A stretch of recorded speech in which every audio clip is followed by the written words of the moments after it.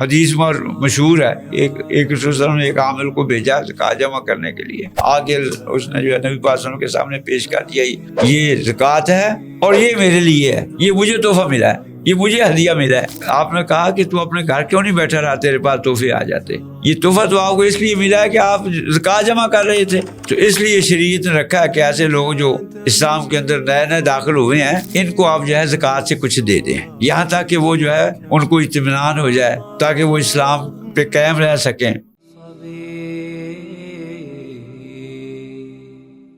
نعبدہ و نصلی علی رسول الکریم، اما بعد فاعوذ باللہ السمیع العلیم من الشیطان الرجیم، بسم اللہ الرحمن الرحیم۔ اب دو مسائل جو ہیں بہت اہم ہیں اس زکوٰۃ کے باب میں۔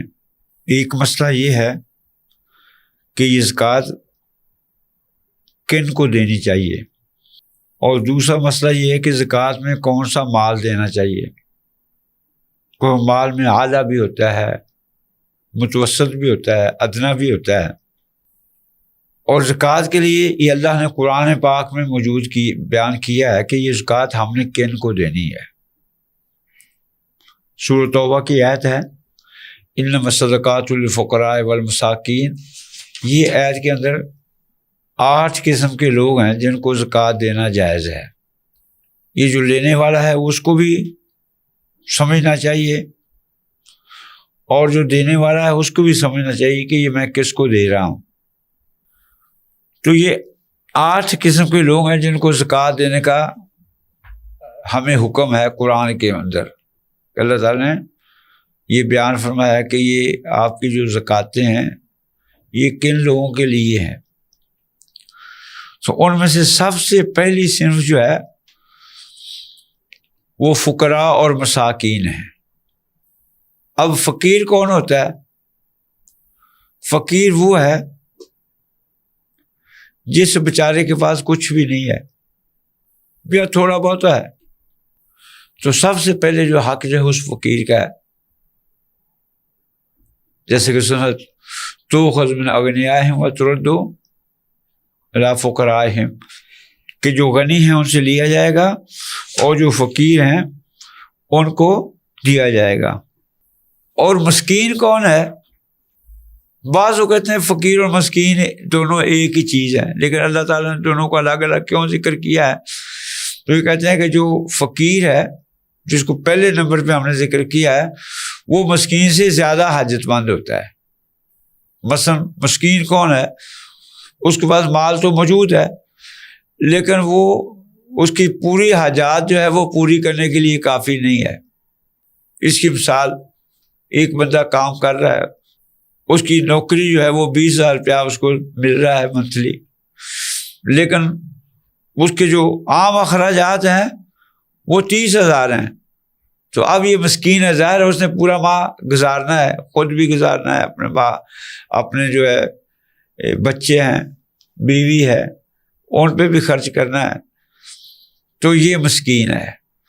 تو اب فقیر جو ہے وہ اس کی حاجت جو ہے وہ زیادہ ہوتی ہے مسکین سے، لیکن مسکین جو ہے وہ بھی حاجت مند ہی ہوتا ہے۔ اس لیے بعض نے کہا کہ یہ فقیر اور مسکین دونوں ایک ہی چیز ہیں، یعنی کہ اس کے پاس مال جو ہے اس کی جو حاجات پوری کرنے کے لیے کافی نہیں ہے۔ حاجات پوری کرنے کا معنی ہے متوسط درجے کی، یہ نہیں کہ وہ کہے کہ میں جو ہے جیسے امیر لوگ جو اتنا کھاتے ہیں ایسا ہی میں کھاؤں ورنہ میں حاجت مند ہوں، نہیں۔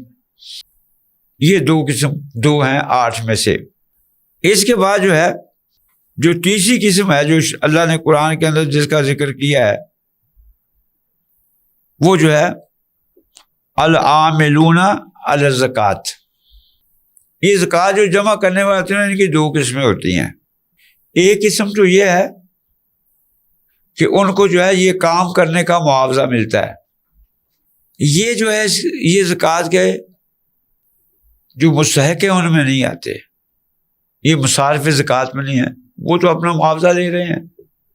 اگر معاوضہ کم مل رہا ہے تو وہ فقیروں میں آتے ہیں یا مسکینوں میں آتے ہیں، تو پھر اس اعتبار سے تو ان کو دیا جائے گا، لیکن اس کے اعتبار سے نہیں دیا جائے گا کہ وہ جو ہے زکوٰۃ جمع کرنے میں یا زکوٰۃ کی حفاظت کرنے میں یا زکوٰۃ کی خیال کرنے میں وہ کام کر رہا ہے تو اس اعتبار سے اس کو نہیں دیا جائے گا. لیکن یہاں عاملین علیہا اس کا معنی یہ ہے کہ جو تطوعاً اس میں کوئی معاوضہ نہیں لیتے، بغیر کسی اجر کے، بغیر کسی اجرت کے، بغیر کسی معاوضے کے جو زکوٰۃ جمع کرتے ہیں یا زکوٰۃ کی حفاظت میں تعاون کرتے ہیں یا زکوٰۃ کو تقسیم کرتے وقت جو ہے وہ تعاون کرتے ہیں، لیکن اس پہ کوئی معاوضہ نہیں لیتے، تو ان کو جو ہے وہ زکوٰۃ سے دیا جا سکتا ہے، اتنا کو دیا جا سکتا ہے جتنی ان کی محنت ہے. وہ لیتے تو نہیں ہیں لیکن ان کو دیا جا سکتا ہے. جیسے کہ حضرت عمر رضی اللہ تعالیٰ عنہ نے ایک عامل کو بھیجا زکوٰۃ جمع کرنے کے لیے، اور وہ جب زکوٰۃ جمع کر کے آ گیا اس کو کوئی معاوضہ مقرر نہیں تھا، سارا مال جو ہے وہ اس نے حضرت عمر کو دے دیا. تو آپ نے کچھ اس کو دیا کہ یہ آپ لے لو کچھ. کہا اللہ کے رسول میں تو یہ سارا کچھ اللہ کے لیے کیا ہے، اور یہ زکوٰۃ تو ان کا حق ہے جن کے پاس کچھ نہیں ہے، لیکن میرے پاس تو اللہ کا شکر ہے، میرے پاس تو ہر چیز ہے، تو اب مجھے اس کی ضرورت نہیں، آپ اس کو دے دیں جو زیادہ مستحق ہے. آپ نے فرمایا یہی واقعہ میرے ساتھ بھی ہوا تھا کہ مجھے بھی رسول صلی اللہ علیہ وسلم نے بھیجا تھا اور میں نے آ کے یہی کہا تھا. تو مجھے رسول صلی اللہ علیہ وسلم نے کہا تھا کہ اے عمر جو تم بغیر سوال کے تیرے پاس آ رہا ہے لے لو، اس کے بعد آپ کی مرضی ہے، اس کو اپنے مال میں شامل کرنا چاہتے ہو مال میں شامل کر لو، اگر صدقہ کرنا چاہتے ہو صدقہ خیرات کر دو، اس کو منع نہ کرو، جو بغیر سوال کے آ رہا ہے اس کو لے لو. حالانکہ حضرت عمر اس وقت جو ہے وہ مصارف زکوٰۃ میں نہیں تھے، تو اللہ نے قرآن بھی جو ہے یہ ذکر کہ والا عاملین علیہا، یہ جو متطوعین ہے بغیر کسی اجرت کے، بغیر کسی تنخواہ کے جو زکوٰۃ جمع کرنے میں کام کرتے ہیں، اس کا معنی یہ نہیں ہے کہ جو زکوٰۃ جمع کرنے والا کیا ہے وہ اپنی مرضی سے جو چاہے لے لے، یہ نہیں ہے. جس نے بھیجا ہے وہ جو مناسب سمجھتا ہے کہ جتنی اس نے محنت کیا وہ دے دے. حالانکہ وہ حدیث میں مشہور ہے، ایک رسول صلی اللہ علیہ وسلم نے ایک عامل کو بھیجا زکوٰۃ جمع کرنے کے لیے، آگے انہوں نے اس نے جو ہے نبی پاک صلی اللہ علیہ وسلم کے سامنے پیش کر دیا یہ زکوٰۃ ہے اور یہ میرے لیے ہے، یہ مجھے تحفہ ملا ہے، یہ مجھے ہدیہ ملا ہے. آپ نے کہا کہ تو اپنے گھر کیوں نہیں بیٹھا رہا، تیرے پاس تحفے آ جاتے. یہ تحفہ تو آپ کو اس لیے ملا ہے کہ آپ زکوٰۃ جمع کر رہے تھے. تو اب اس سے یہ ثابت ہوا کہ یہ جو زکوٰۃ جمع کرنے والے ہیں ان کو اللہ سے ڈرنا چاہیے.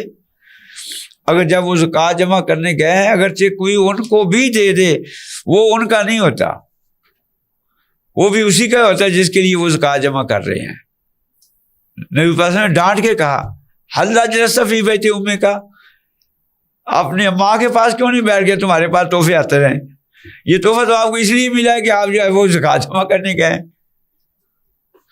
تو اس لیے کہ اگر کسی کو تحفہ ملتا ہے یہ کام کرتے ہوئے، اگرچہ وہ جو ہے متطوع کیوں نہ ہو، بغیر اجرت کے کیوں نہ ہو، اجرت سے ہی کیوں نہ ہو، تو وہ تحفہ جو ہوتا ہے وہ اس کا نہیں ہوتا، وہ اس کا ہوتا ہے جس کے لیے وہ زکوٰۃ جمع کر رہا ہے. اس مسئلے کو جاننا چاہیے. آج کل جو ہمارے سفیر ہیں اکثر تو وہ یہی کوشش کرتے ہیں کہ یہ زکوٰۃ جو میں لے آئے ہیں وہ یہ میری ہے. نہیں، اس کا کچھ بھی نہیں ہے، یہ اس کی ہے جس کے لیے اس نے جمع کی ہے. جس کے لیے جمع کر رہے ہیں اس کو وہ دے سکتا ہے جتنی کہ اس کی محنت ہے اس کے مطابق، یہ اس کے لیے جائز ہے. تو یہ جو ہے یہ تیسرا مصرف ہے، العاملین علیہا، جو زکوٰۃ جمع کرنے میں، زکوٰۃ حفاظت کرنے میں، زکوٰۃ تقسیم کرنے میں، یعنی کہ جو بھی وہ زکوٰۃ کے امور ہیں ان میں کام کرنے والے ہیں اور وہ تطوعاً کرتے ہیں بغیر کسی تنخواہ کے، بغیر کسی معاوضے کے کرتے ہیں، تو ان کو دیا جا سکتا ہے لیکن وہ خود نہیں لے سکتے. جتنا وہ جو ہے جس کے لیے وہ کام کر رہے ہیں، بیت المال کے لیے کر رہے ہیں یا کسی ادارے کے لیے کر رہے ہیں، جتنا وہ ادارے والے سمجھیں کہ اس کی کتنی محنت ہے اس کو اس حساب سے دے سکتے ہیں، اور اس میں کوئی قباحت نہیں ہے، اور وہ لے بھی سکتا ہے، اور لینے کے بعد اس کے لیے جائز ہے وہ اپنے مال میں شامل کر لے. اپنے نفس پہ خرچ کر لے، اپنے گھر والوں پہ خرچ کر لے، اپنے مال تجارت میں لگا لے، اور یہ بھی اس کے لیے جائز ہے کہ وہ صدقہ کر دے۔ تو یہ جو ہے وہ یہ 3 قسم کے لوگ ہیں جن کو جو ہے یہ زکوٰۃ دی جا سکتی ہے۔ اور چوتھا جو مصرف ہے، قرآن نے جو ذکر کیا والمؤلفات قلوبہم، کہ تلیف قلب کے لیے۔ بعض تو علماء کہتے ہیں کہ ابھی یہ مصرف ختم ہو گیا ہے، لیکن صحیح بات ہے کہ یہ مصرف بھی باقی ہے۔ تلیف قلب کا کیا معنی ہے؟ تلیف قلب کا معنی ہے کہ کوئی بندہ جو ہے وہ، کوئی گروہ جو ہے، کوئی سردار جو ہے وہ اسلام کی طرف مائل ہے، تو آپ زکوٰۃ کے مائل سے اس کا اکرام کریں، اس پہ کوئی خرچ کریں کہ تاکہ وہ اسلام میں داخل ہو جائے، اور اسلام میں داخل ہونے کی وجہ سے اس کے قبیلے کے لوگ، اس کی بستی کے لوگ، اس کے محلے کے کئی لوگ جو ہیں، اس کا اثر رسوخ ہے ان میں، تو وہ بھی اسلام میں داخل ہو جائیں۔ ایک تو یہ تلیف قلب میں آتا ہے۔ ایک تلیف قلب میں یہ آتا ہے کہ کوئی مسلمان کسی ایسی جگہ پہ رہتے ہیں جہاں جو ہے وہ مسلمان کے دشمن زیادہ ہیں، کافر زیادہ ہیں، وہ اس کو، ان مسلمانوں کو تکلیفیں پہنچا رہے ہیں، تو اب وہ ایسے لوگوں کو کچھ دے سکتے ہیں زکوٰۃ سے، ان کا منہ بند کرنے کے لیے، تاکہ وہ جو ہے وہ مسلمانوں کو تکلیف نہ دیں۔ اسی طرح کوئی نیانا جو ہے وہ اسلام میں داخل ہوتا ہے، تلیف قلب اس کی کرتے ہوئے، تاکہ جو ہے وہ اسلام پر قائم رہے، کیونکہ آپ کو پتہ ہے کہ جب بندہ اسلام میں داخل ہوتا ہے اس کو بہت تکلیفیں آتی ہیں۔ یہ جو داخل ہوتے ہیں اسلام میں، یہ ان سے پوچھا جائے، ان کو اپنا قبیلہ چھوڑنا پڑتا ہے، کبھی بیوی بھی چھوڑنی پڑتی ہے، گھر بھی چھوڑنا پڑتا ہے، کبھی کاروبار بھی چھوڑنا پڑتا ہے۔ تو اس لیے شریعت نے رکھا ہے کہ ایسے لوگ جو اسلام کے اندر نئے نئے داخل ہوئے ہیں، ان کو آپ جو ہے زکوٰۃ سے کچھ دے دیں، یہاں تک کہ وہ جو ہے ان کو اطمینان ہو جائے، تاکہ وہ اسلام پہ قائم رہ سکیں، تو ان کو بھی دیا جا سکتا ہے۔ اس کو تلیف قلب کہتے ہیں۔ لیکن آج جو ہمارے ہاں شروع ہو گیا ہے، ہمارے ہاں تو ہر ایک ٹرینڈ ہو گیا ہے، اور کہیں سیلاب آ جاتا ہے تو پھر وہ وہاں کے لوگ جو ہے وہ ساری زندگی مانگنا شروع کر دیتے ہیں، یہاں فلاں جگہ سے ہیں۔ حالانکہ رسول صلی اللہ علیہ وسلم نے کچھ لوگوں کو جو ہے وہ سوال کی اجازت دی ہے، انشاءاللہ میں وہ بھی بیان کروں گا، جن کو سوال کرنے کی اجازت ہے، ان کو بھی ایسے نہیں کہ ان کو جو ہے وہ فقیر بنا دیتا ہے۔ اسلام سوال کرنا جو ہے اسلام میں ناپسند چیز ہے، دینا پسندیدہ چیز ہے۔ الید العلیٰ خیر من ید السفلیٰ، جو دینے والا ہاتھ ہے وہ لینے والے ہاتھ سے بہت بہتر ہے۔ اور بہت وعید فرمائی جو سوال کرتا ہے کہ وہ قیامت کے دن آئے گا کہ اس کے چہرے پہ جو ہے وہ گوشت پوشت نہیں ہوگا سوال کرنے کی وجہ سے۔ لیکن کون سا سوال کرنے والا؟ جو سوال کا مستحق نہیں ہے، ان میں نہیں ہے، جن کو شریعت نے اجازت دی ہے، ایسے اس نے اپنا پیشہ سوال کرنا بنایا ہوا ہے۔ تو اس لیے اس چیز کا ہمیں خیال کرنا چاہیے، اور اللہ سے ہمیں دعا بھی کرنی چاہیے کہ اللہ تعالیٰ ہمیں دینے والوں میں بنائے اور لینے والوں میں نہ بنائے۔ اللہ اپنے فضل سے ہمیں جو ہے وہ سوال سے مستغنی کر دے۔ سوال کرنا کوئی اچھی عادت نہیں ہے، سوال کرنا اچھی کوئی صفت نہیں ہے۔ تو تلیف قلب جیسے میں نے کہا ہے، میں نے اس کا ذکر اس لیے کیا ہے، دونوں طرف سے جو ہے وہ افراط و تفریط ہے۔ ایک تو یہ کہ اگر کوئی مسلمان ہوتا ہے تو اس کے دل کے اندر یہ تمنا نہیں ہو کہ میں مسلمان ہو جاتا ہوں کہ مسلمان میری مدد کریں گے، اور میں پھر جگہ جگہ سے جا کے جو ہے لوگوں سے سوال کروں گا۔ یہ معاملہ تو اللہ کے ساتھ ہونا چاہیے۔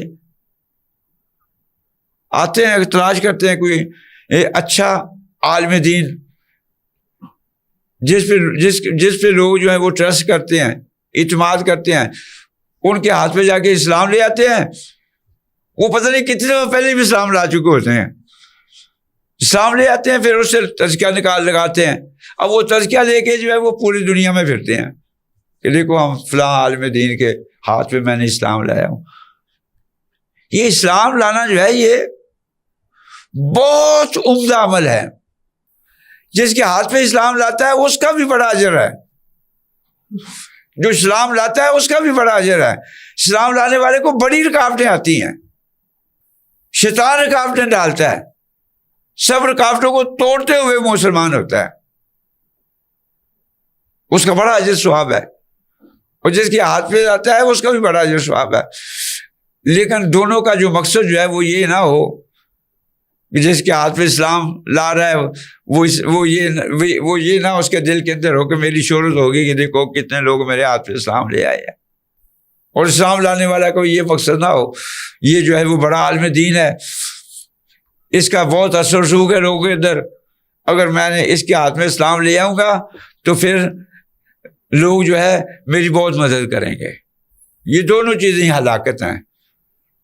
एक तरफ से ये है कि जो इस्लाम लाते हैं उनका मकसद लोगों से मांगना होता है, ऐसे इस्लाम का कोई फायदा नहीं है। दूसरी चीज़ ये है कि जहाँ का वो आदमी है उसके इर्द गिर्द जो मुसलमान रहते हैं उनको देखना चाहिए इसकी क्या कैफियत है, इसको किस चीज़ की ज़रूरत है। अगर उसकी नौकरी जा रही है, मुसलमानों को चाहिए कि उसको नौकरी दें।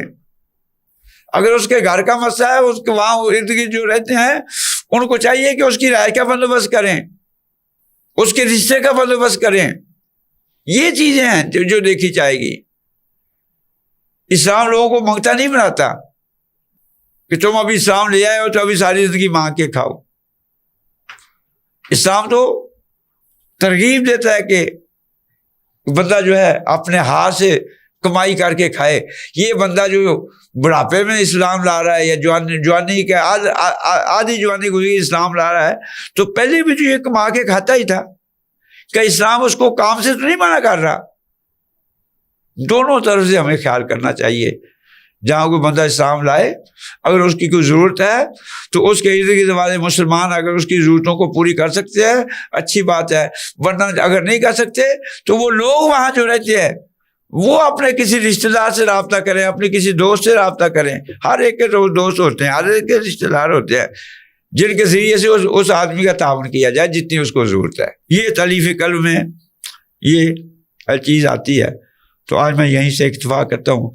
अल्लाह ताला से दुआ है अल्लाह ताला हमें सही मानों में इस्लाम की समझ दे, इस्लाम पर अमल करने की तौफ़ीक दे। व आखिर दावाना अल्हम्दुलिल्लाहि रब्बिल आलमीन।